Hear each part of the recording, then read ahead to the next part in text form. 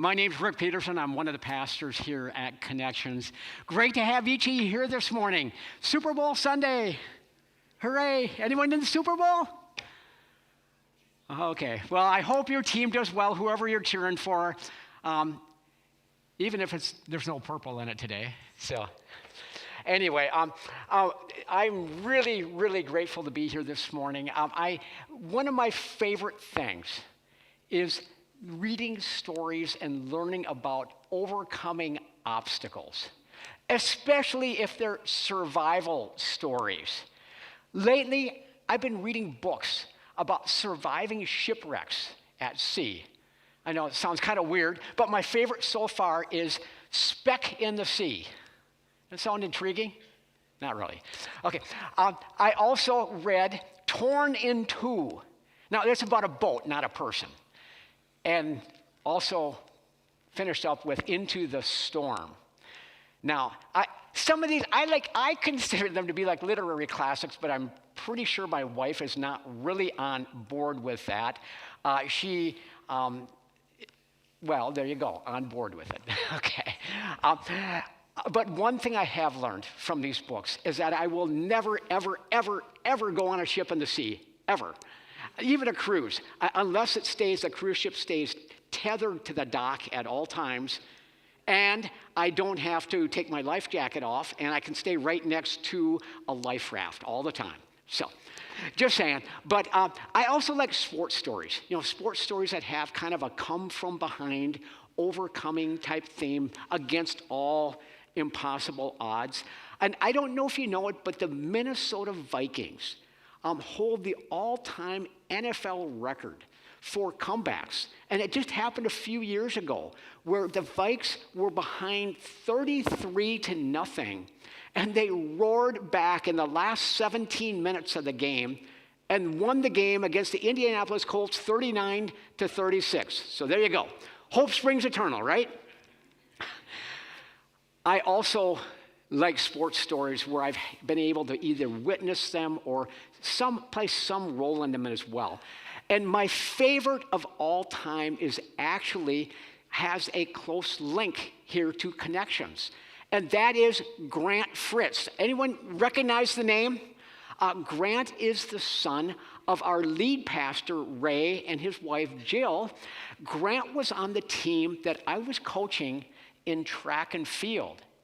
And we had a pretty good team that year. Grant was the anchor to our 4x400 meter relay. It's the climactic event at the end of the meet, and Grant was really, really fast. We were not like a state-ranked team or anything like that. It's really hard to get to state. You see, there's 32 teams in your section, and you have to finish first or second out of 32 just to even advance to the state meet. But we had a good team. And then it happened. Grant severely fractured his left arm. And he was done. Season over for Grant. For all practical purposes, season over for our 4x400 meter relay team as well. And from this point, I'm going to let Grant take over and tell you about the rest of the story. Hi, my name is Grant Fritz. I'm a missionary and a bush pilot in Alaska, son of Ray and Jill at Meadow Creek Christian School. I was an athlete there, and Rick came to be the athletic director. So he was a coach of the track and field program. It was in March of 2009 that one of the youth interns at Meadow Creek Church shared a testimony about a prayer that he had prayed. And I prayed that same prayer. And the prayer was that God would break me. It's a dangerous prayer. A couple weeks later, God answered it in a really powerful way. Playing with a friend, we were kind of slam dunking in the gym at the end of school. When I swung out, I hit the ground and I broke my wrist. So I called my mom. That's what you do first is you always call your mom. So we went and got x-rays, and the whole time I was thinking about the rest of the track season and found that my scaphoid bone was broken and that I would need a full arm cast. As we left the doctor, I began crying. My mom thought I was in pain and asked me what was wrong. And I told her that I was overjoyed that God had immediately answered this prayer. It felt like this incredible experience that God would respond and immediately break me. I was actually crying tears of joy. I just felt like God's hand was on whatever was going to come next, and his providence was going to continue in my life. That afternoon, I reached out to some friends, and we just kind of played this little pickup game of baseball.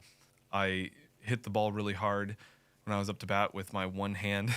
I remember just running really fast around the bases, and at the end of it, I thought, this is it, I can run. And so we continued the season, and we continued to train.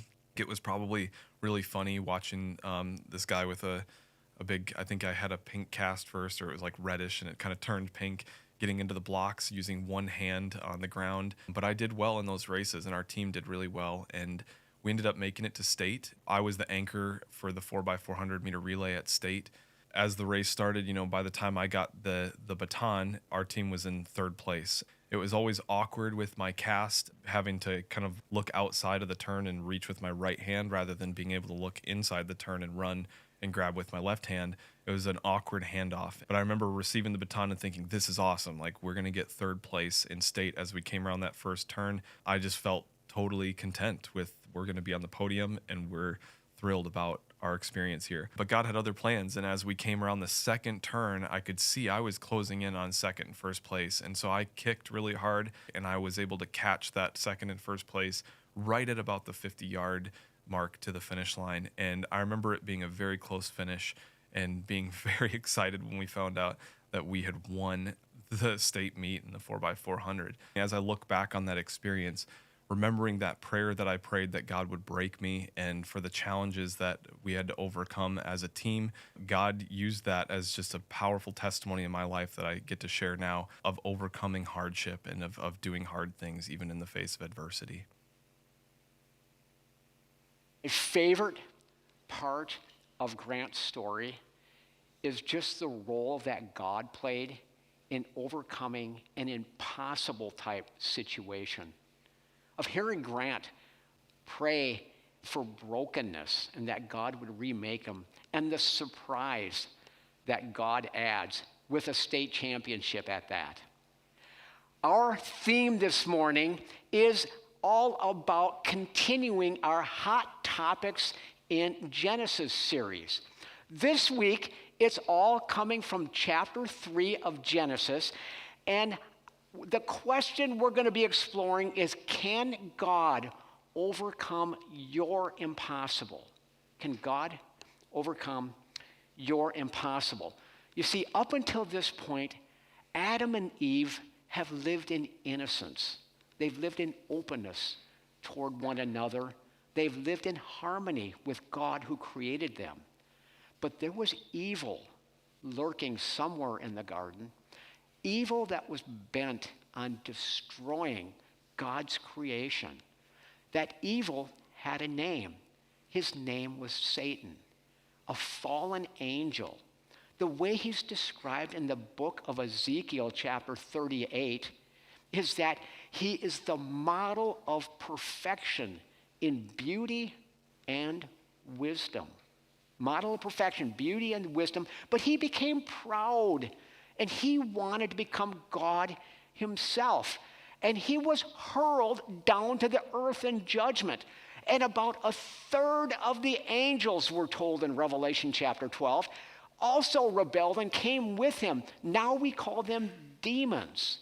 And when Satan rebelled, he went on a rampage.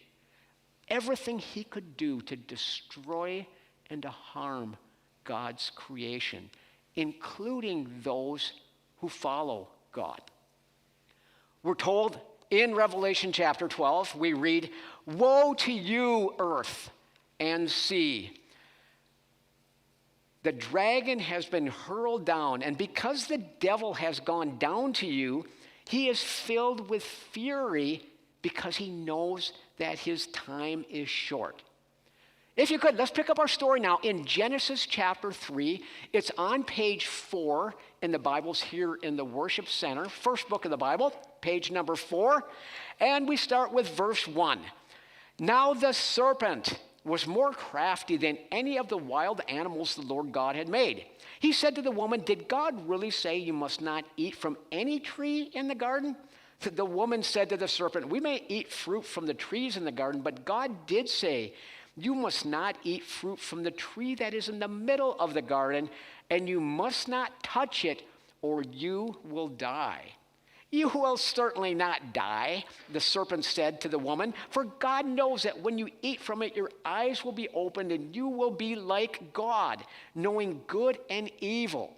And when the woman saw that the fruit of the tree was good for food and pleasing to the eye, and also desirable for gaining wisdom, she took some and she ate it. And she also gave some to her husband, who was with her, and he ate it. And then the eyes of both of them were opened, and they realized that they were naked.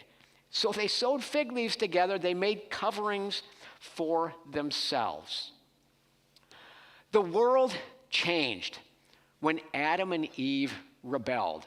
Sin was introduced, and death through sin, and so death spread to all because all sinned. And all creation, against its will, was cursed from God. Now, does that mean God was angry and he was mad and he was like, "I'm going to get you. I will get you for this"? No, that's not at all. He wasn't like the wicked witch from The Wizard of Oz. "I'll get you, my pretty, and that little dog too." That's not how he was at all. He now was separated from his creation. See, God, if depicted by this container with water, if the water represents God, his perfection and his holiness, and now if we add ourselves to it as depicted by this oil, and you'll find that all of a sudden it looks like it's going to mix, but it doesn't. It separates out. No matter how you stir it, no matter what stress you put to it, it's going to remain separate, one from another. You see, sin is incompatible with God. They don't mix together. That's how we're cursed, is we're separated from our Creator. And God can't just look the other way and say, "Oh, you're good, you're good, you're good. Come on in, you're good." He can't do that. We also can't just say, "Oh, I'm good, I'm good." No, we're sin-stained. We're not good. Super Bowl commercial from a few years ago featured "I'm good." Take a look. Basically, it's about I'm good. Let's be honest here. Fuck it. I'm good. My bad. I'm good. I'm good. Ready? Go. Men can take anything I'm good. except the taste of Diet Cola. Until now. Okay. God can't just look the other way, and we can't just say we're good. That there is, that we have been, and we aren't someone who is actually the object of God's wrath. He's not looking at us saying, "I'll get you. I'm angry with you." You see, God loves us. You know, what he does is he sees us. It's like, I have my eyes on you, but you know what? And I saw that, but I love you. And whatever you've done wrong, I'm going to pay for it myself and offer it to you as a gift. In Genesis chapter 3, we begin to see for the first time hope is beginning to be declared all throughout creation, that maybe, just maybe, this separation here between God and his creation can be overcome. But there's some steps to get there. First step number one, is watch out for the trick play. Watch out for the trick play, okay? When I was growing up, there was a name of a band called The Who. They were a rock band, and they would sing this lyric. They would say, "I'll get on my knees and pray that we don't get fooled again." Did you notice the strategies that Satan used to give temptation to Adam and Eve? They're really as old as time itself. You see, there's division and there's deception. First thing he did with division, he got Adam and Eve away from each other. He approaches Eve alone, away from the company of another person, away from unity they may have felt, and he tempts her alone with just a suggestion. Did God really say you must not eat of any tree in the garden? Well, here's my guess. My guess for most of us is that our greatest temptations come when we're alone, away from the company of others or unity with others, and all of a sudden, we begin hearing a little voice, a prompt, and we're only a click or a scroll away from compromise. And we hear that. Is this really that bad? I mean, is anyone really getting hurt, or is anything awful really going to happen with this? And then, before long, we find that we're in over our heads.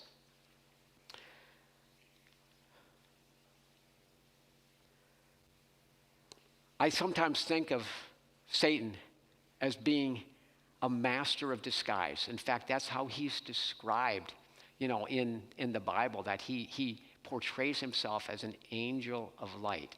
You see, he's very deceptive. He's able to put on a front that's not really who he is. I kind of think of it as this way. It's like he's a junkyard dog chained to a post. Oh, look at the nice dog. Shouldn't we go over and pet that dog? No, you shouldn't go pet that dog. Go near him. He is bent on destroying you because you have a relationship with God. He will harm you, and he also will harm those who are around you as well. Stay away from him. The safest place to be when there are spiritual battles involved is close to Jesus. Sometimes there are examples that we can think of where Satan appears and the temptation looks like it's not that bad, but it can really, under the cover, be much, much more harmful than you think. See if any of these resonate with you. Oh, I'm not married to her. No, I'm not. I've got a wife at home, but it just seems like me and her, we connect pretty well. We understand each other in just kind of a close way that's so supportive for each of the challenges each of us are going through in our own families. How about this one? Oh, my boyfriend and I, we really care about each other. We're really committed to each other. It's not like it's hurting anyone. I mean, everyone is doing it. How about this one? Well, I'm not bragging, but I'll tell you, I've got 3 degrees in that area, and I probably know more than they have forgotten. Or maybe this one. Did you hear what Susie did? Let me tell you all about it. Maybe on the surface, some of these don't sound so innately horrible, but underneath them is a trap. And there's deception by Satan. Jesus said of Satan and his lies, when he lies, that he is speaking his own language. And it's a language of lies. And he's described by Jesus as the father of lies. Step 2. Do you believe in miracles? Anyone remember this one? It's the Minneapolis Miracles, what they called it. It came from about 7 years ago. Quarterback, Case Keenum for the Vikings. He drops back. He lets it fly. Last play of the game, there's no time left on the clock. Take a look, see what happens. Keenum's going to try to work the ball on the boundary. Keenum steps into it. Pass is caught! Diggs! Sideline! Touchdown! Unbelievable! Vikings win it!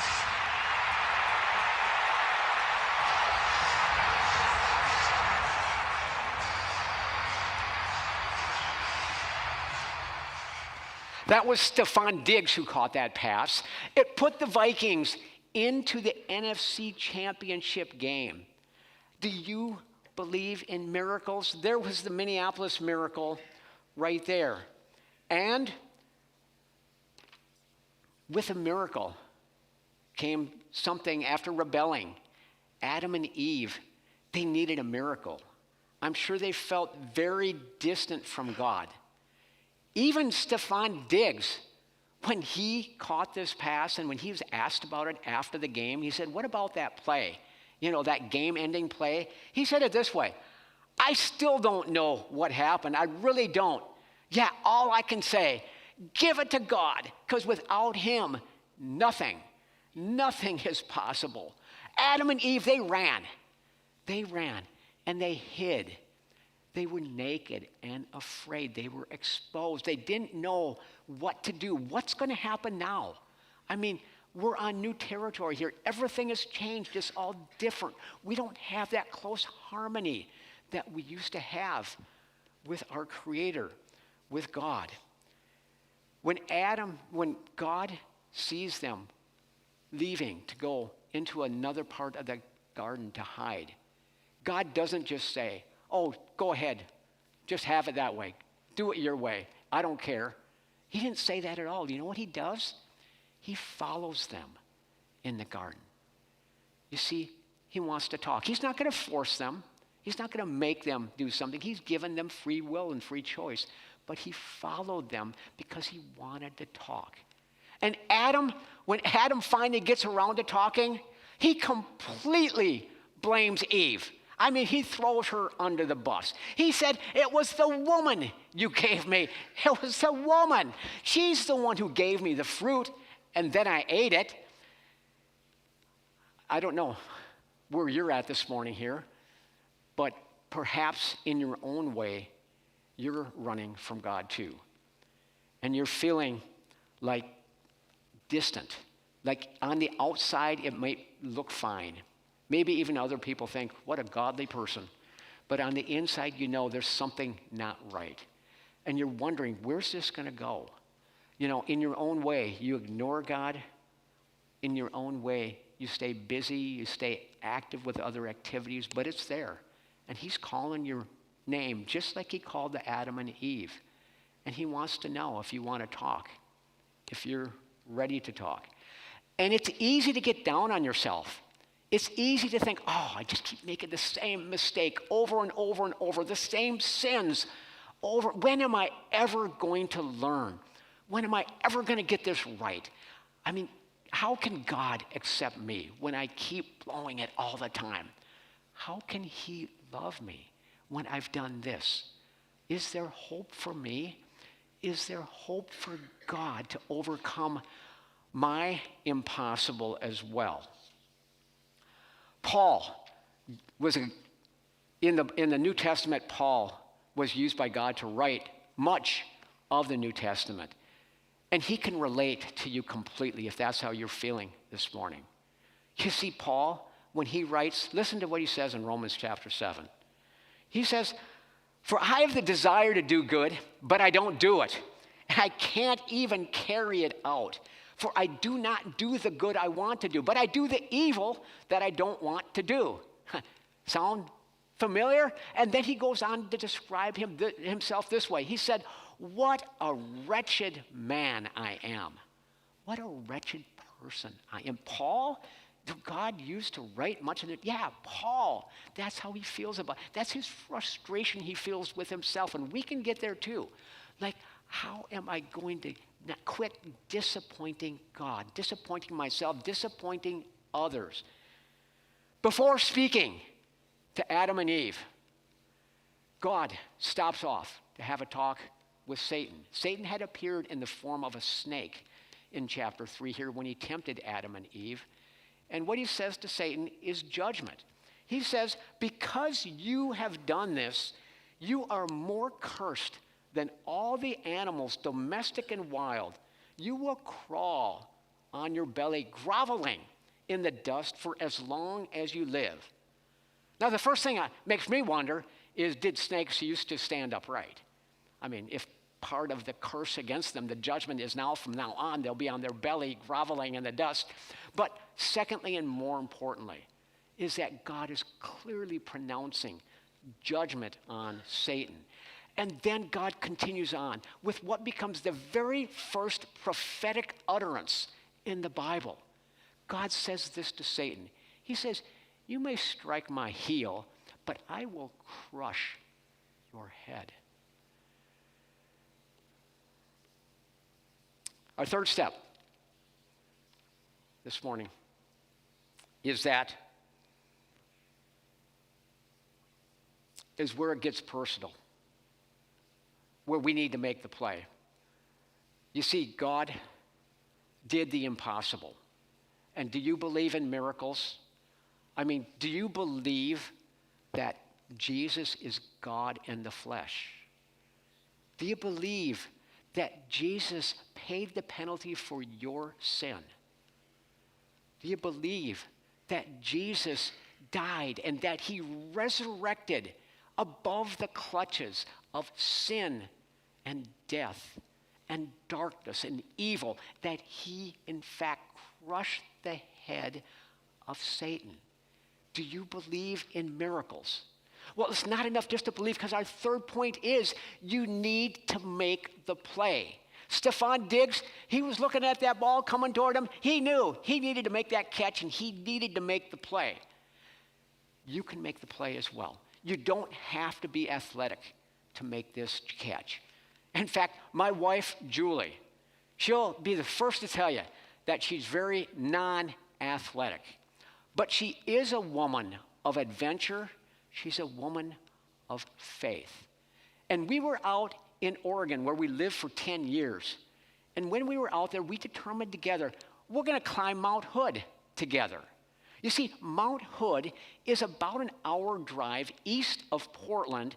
It's a tall mountain. It's 11,000 feet tall. It's a dangerous mountain. It's a volcanic mountain. It smells like sulfur when you're up there. It's got 11 glaciers on it. It's got some very tricky and dangerous areas. In fact, 150 people have died trying to climb to the summit. But we determined we're going to climb Mount Hood together. And Julie started training. She hadn't necessarily been a runner before, hadn't done much of that at all. But she started running, and she got all the way up to 5 miles without stopping. And then she would race some 5Ks. And when it came time for the climb, you see, you start at 11 p.m. and you climb up the glaciers while the snow and the ice are hard. And if you're successful, you reach the summit sometime the next morning. And so we climbed, and it was hard. We had ropes that we were attached to. We had ice axes and crampons, and there were times when we were exhausted, when we were tired, and we were discouraged, and we thought about, should we just turn around? Should we call it a day, that we've given it our best effort and we'll just turn around? Others in our climbing group, they did turn around and went back. But we decided, no, let's just keep going. One more step after one more step. And by the time morning had come, the next morning, there we were on the summit of Mount Hood. I don't know what challenges you're facing this morning, what your impossible is. I don't know if you're feeling discouraged, exhausted. Perhaps you're just feeling like you've been tricked too many times and you're down on yourself and you just feel like you're defeated. Perhaps you just don't feel the company of others and you don't feel support with others. Or maybe it's just plain too steep and you're wondering, how can I keep doing this? How can I keep taking one more step forward? Perhaps you just don't feel worthy to be loved by God, to be forgiven. Adam and Eve probably felt that way. They had disappointed God. They didn't know what to do. Where do we go from this point? What happens from this point on? Paul, remember Paul, the guy who wrote, "Wretched man that I am"? He goes on to write this in Romans chapter 7. He says, "Who will rescue me from this body that is subject to death? Thanks be to God who delivers me through Jesus Christ, our Lord." Where does hope come from? Hope comes from Jesus. His name is Jesus, the one who paid the penalty, so we'd no longer have to be separated from God. His name is Jesus, the one who overcame death and sin and darkness and evil, the one who crushed the head of Satan, the biggest comeback ever of all time in creation. See, that's what the resurrection is. But now it gets personal. Now you need to make the play. It's not enough just to know about Jesus. Now the ball is coming to you. You need to make the catch and you need to make the play. And it's one that you can do. How do you make the play? It's all about your relationship with Jesus. It's all about saying, Jesus, I believe in you. I trust in you. Thank you for dying on the cross for me. I open my life. I receive you. I invite you in to be the one who paid the penalty for my sin and to be the one who will guide and lead me through all the hard, impossible things that happen in my life from this point on. I don't know what your impossible is right now. We all have them, things we think of as impossible. I don't know what yours is. Perhaps you're really struggling trying to get through the death of a loved one. It could be that there's been some sort of injury or illness, that's something that's just going on and it's relentless and it won't end. It could be that you've lost a job or you're having trouble paying the bills. It could be that you just feel lonely and are discouraged, wave upon wave of anxiety. Or you're feeling unloved. You're feeling like you don't fit in with others. That might be your impossible. Your impossible might be that you just don't feel like you're fitting into what's happening here in this world and through the church. You've been on the sideline. You're on the bench right now. And you're trying to figure out, where do I fit? How do I take a step forward to get in the game, to be part of Jesus working to build his church? It could be your impossible might be trying to make a new friend. It could be joining a life group. It could be attending a class. Or perhaps it's beginning to serve, beginning to do things even outside your level of comfort so that other people can also know that their impossible can be overcome by God. It could be like Grant. It could be your impossible is to pray that prayer. God, break me and remake me into the person that you want me to be. It could be your impossible is just to take one more step forward today, just like Julie did up the mountain, determined not to give up, but to give it one more step, one more day. That could be your impossible. Can God overcome your impossible? Yeah, of course he can. He already did. Jesus overcame your impossible by erasing the separation that you have with God, by resurrecting from the dead, above death, above disease, above darkness, above all of the horrible things that cloud this world. He already did it. He crushed the head of Satan with his resurrection. It was the greatest comeback ever in the history of creation. He's already overcome your impossible. But there's more. There's more to your impossible as well. Can he overcome your current, present, daily impossible? He can do that too. We're told in the book of Ephesians, chapter 3, verse 20, we're told, now to him who is able to do immeasurably more than we can ask or think, according to his power that works in us. Think about that for just a moment. Now to him who can do immeasurably more than we can ask or think. More than you can ask right now. God can do more than you can ask. More than you can think right now. He can do that as well. According to what? According to his power that lives in us. Can God overcome your impossible? Yes, he already has, the greatest of all. He has reunited, we have been reunited with him through Jesus. And he also can overcome your impossibles that you're willing to trust him with as well. I'm going to close in a prayer. And if this prayer expresses the desire of your heart, I would just ask that you pray silently and quietly in your heart. Dear God, thank you for creating me. Thank you for loving me. Thank you for chasing after me in my life and not letting me go. Jesus, thank you. Thank you for dying on the cross to pay the penalty for what I've done wrong. Jesus, I open up my life to you now. I invite you in.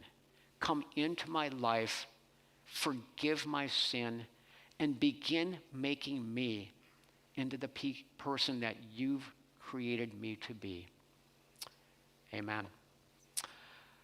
If that prayer or something like that prayer expresses desire of your heart, and you prayed that prayer, or you just want more information about how do I have a close relationship with God, please fill out this red card that Pastor Ray had shared with us and drop this in one of the containers.